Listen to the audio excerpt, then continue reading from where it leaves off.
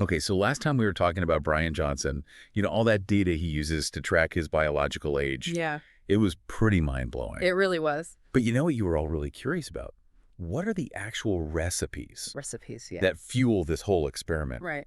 What is this guy eating to supposedly reverse his aging? Right, we talked about the what. Uh-huh. Now it's time for the how. Yes. And luckily, Johnson is incredibly open about his methods. Yeah. I mean, he's shared his entire protocol online, even the exact ingredients and how he preps everything for each meal. Well, let's dive right in. Okay. He calls his breakfast the super veggie. Uh-huh.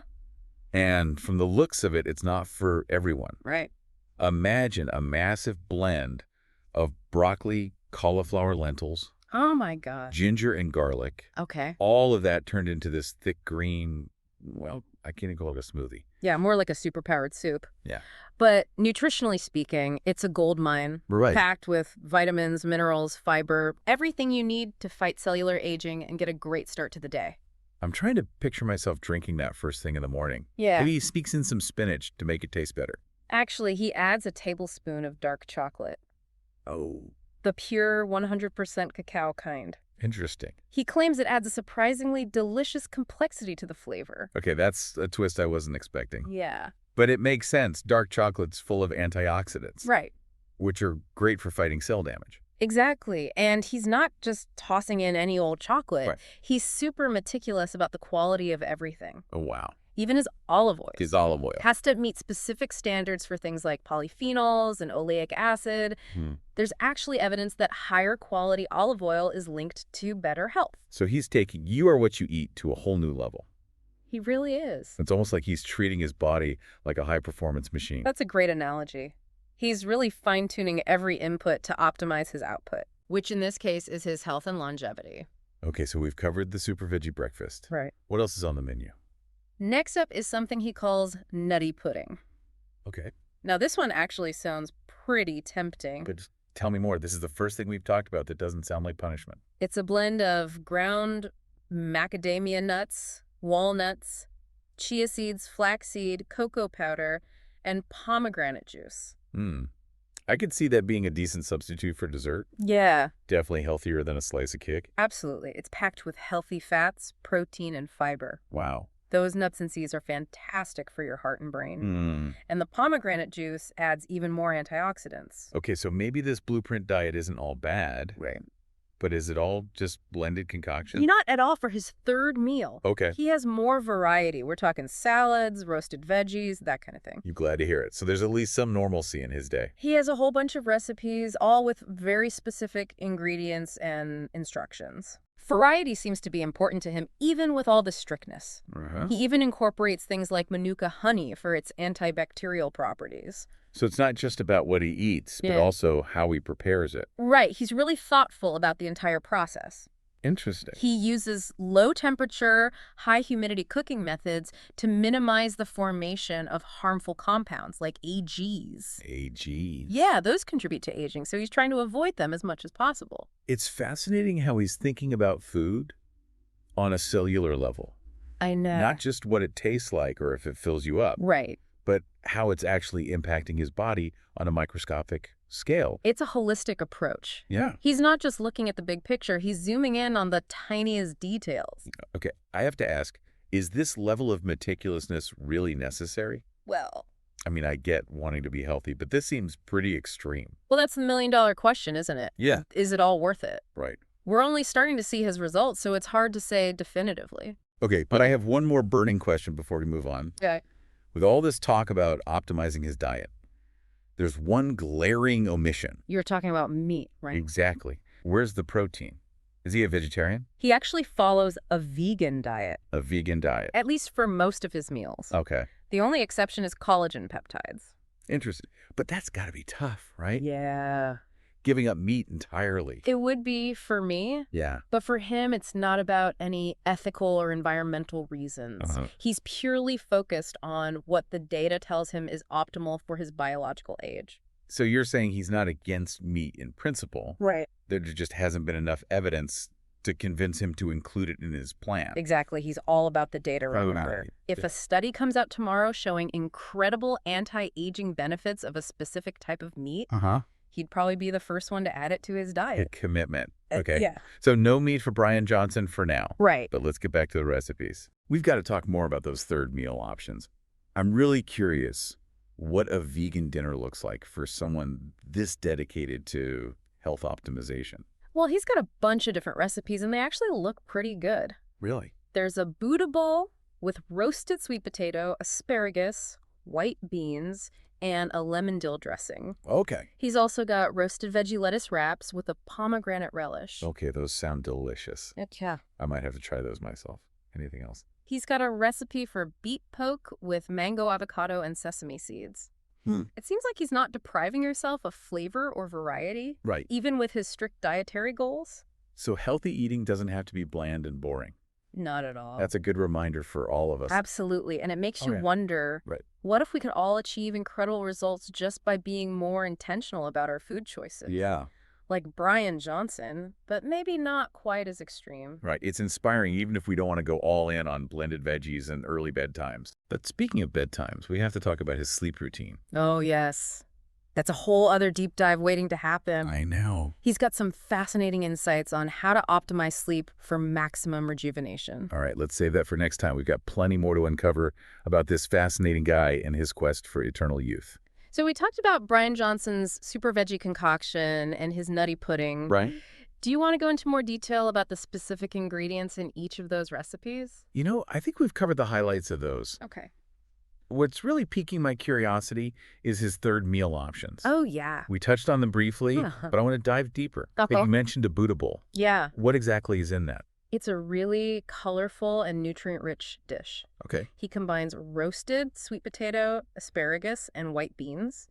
And for a flavorful twist, he adds a lemon dill dressing. That sounds delicious and Yeah. surprisingly gourmet for someone so focused on strict optimization. I'm starting to think this whole blueprint diet isn't as intimidating as I initially imagined. Yeah, it's definitely not your typical diet food. Right. He seems to prioritize both flavor and nutrition. And it looks like he enjoys experimenting with different combinations of ingredients. Okay, what else is on the third meal menu?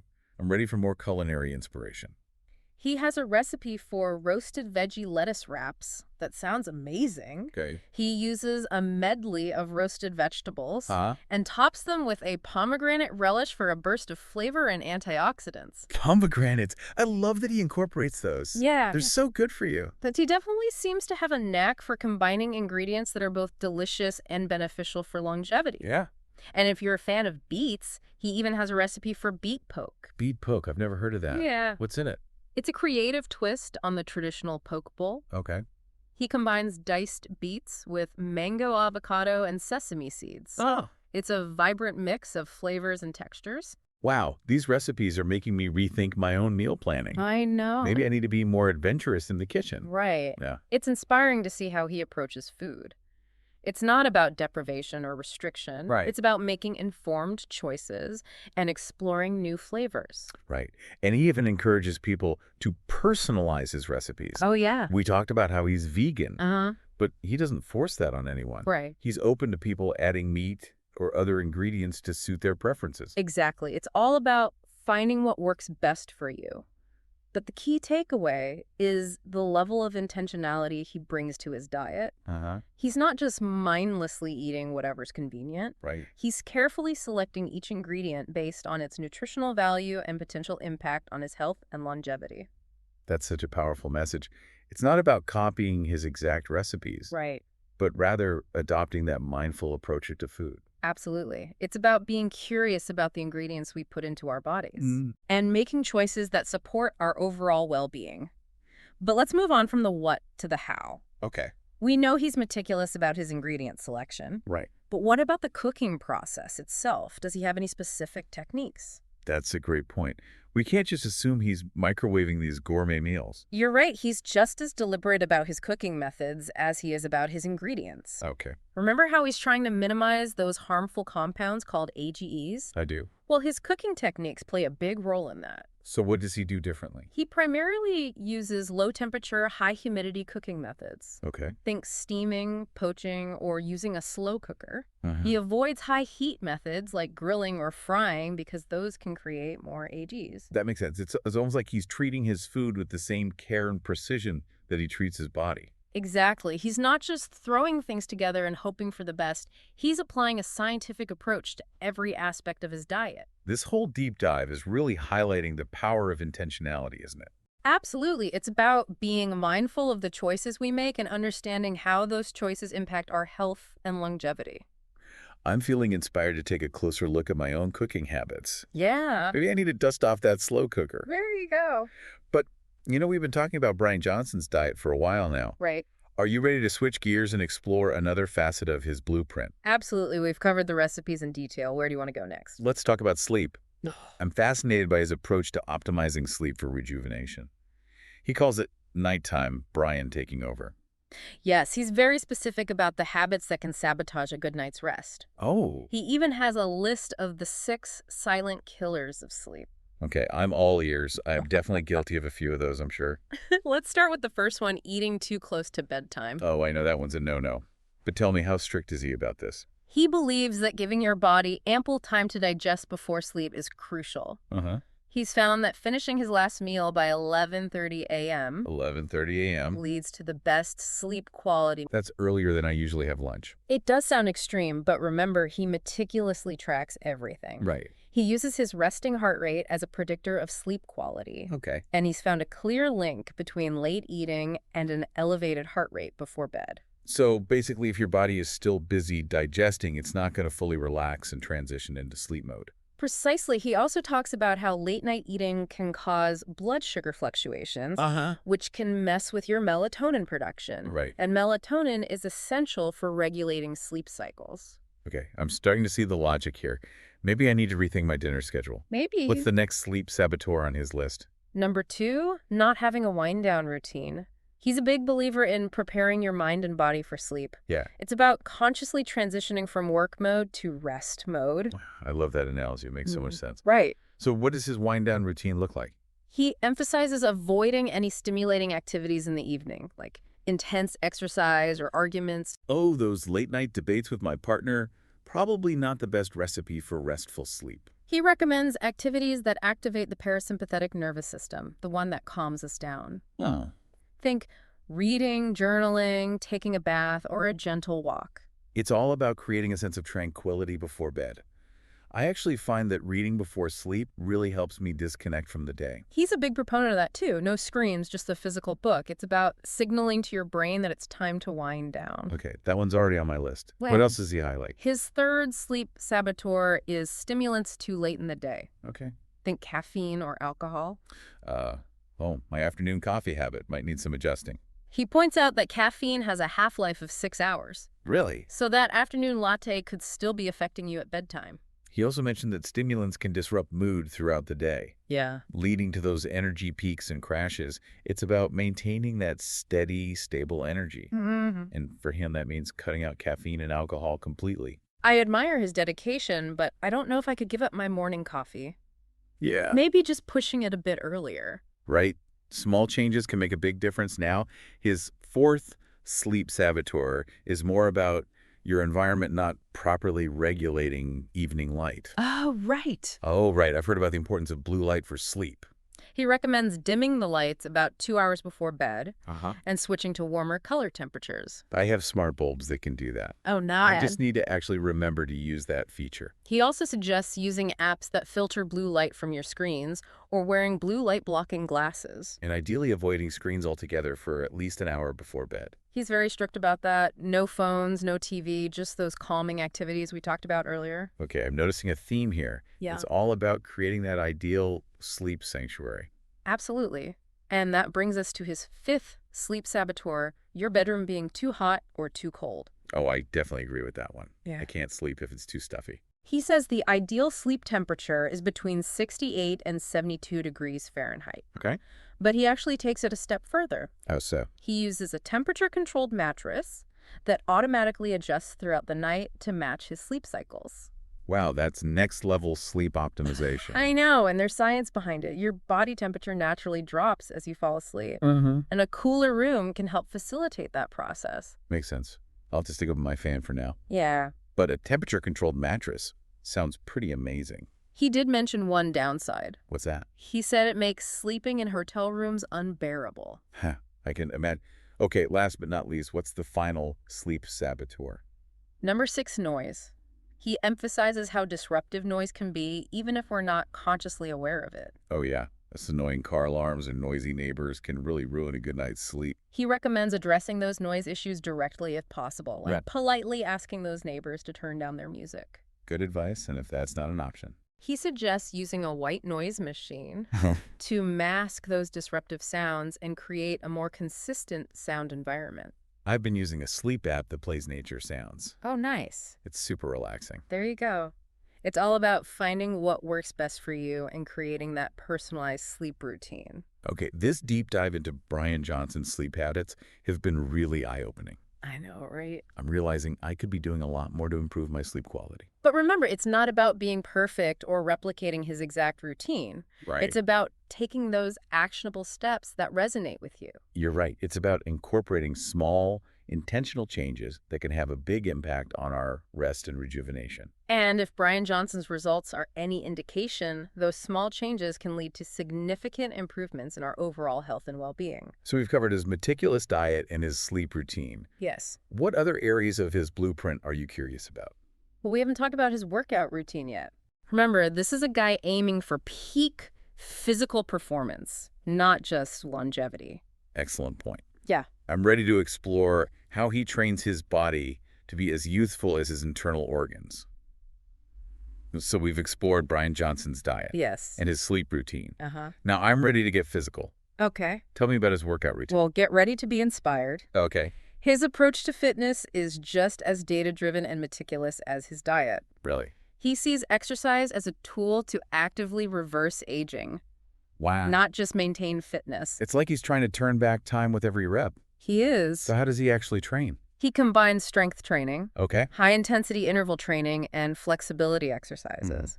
And it all starts with a dynamic warm-up to prepare his body for the workout ahead. Okay, I'm feeling more energized just hearing about it. Give me the details. For strength training, Okay. he focuses on compound movements that work multiple muscle groups. Uh-huh. Think squats, deadlifts, bench presses, and overhead presses. He even incorporates single-rep max tests to track his strength gains. Those are some serious power moves. I can barely do a single push-up. He's not messing around, and he aims to be in the top 10% of 18-year-olds for these lifts. What? He's really pushing the boundaries of what's possible. That's incredible. Yeah. He's not letting age define his limitations. Right.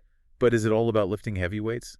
Not at all. Okay. He also incorporates high-intensity interval training, Okay. or HIT, Right. into his routine. Mm-hmm. Those are short bursts of intense exercise, Right. followed by brief recovery periods. I've heard those are super effective for burning fat and boosting metabolism. They are, and they're great for heart health, which is a major focus for him as he aims to reverse his biological age. Of course. But strength training and HIIT are just part of the equation. What else does he do?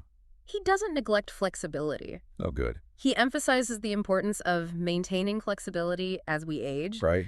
dedicating time to stretching and mobility exercises. Right. Nobody wants to be that person who can't touch their toes. Exactly. Flexibility is definitely important. Mm-hmm. But with all this talk about high-intensity workouts, Yeah.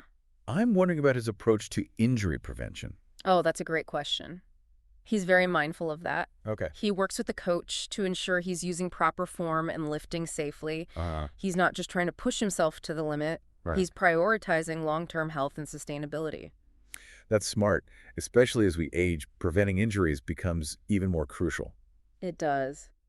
But there's one thing we haven't mentioned yet What's that? that plays a big role in his overall fitness: posture. Oh, you're absolutely right. Remember how we talked about his jugular vein stenosis? I do? How bad posture contributed to that? Yes. Well, he's incredibly focused on correcting his posture. Good for him. He sees it as essential for both physical performance and overall health. It makes sense. It all connects, doesn't it? It does. Diet, sleep, exercise, posture. It's this intricate web that influences our well-being. It is. And Brian Johnson is showing us that we have more control over that web than we might think. Exactly. This deep dive into Brian Johnson's blueprint has been incredibly revealing. It has. It's clear that he's not just throwing things at the wall and seeing what sticks. Yeah. He's approaching his health and longevity with a level of intentionality and rigor. Yeah. That's truly remarkable. I'm definitely feeling inspired to be more intentional about my own health journey. Good. It's not about copying his exact methods, Right. but rather adopting that mindset of curiosity and experimentation. Absolutely. It's about finding what works best for you and committing to those small, consistent actions that can lead to big results over time. So to wrap things up, what's the one key takeaway you want our listeners to remember from this deep dive? It's simple. Take ownership of your health. Don't be passive. Be curious. Be informed and be proactive. You have the power to create your own blueprint for a healthier, more vibrant life. That's a great note to end on. Yeah. Thanks for joining me on this deep dive. It was my pleasure. Until next time.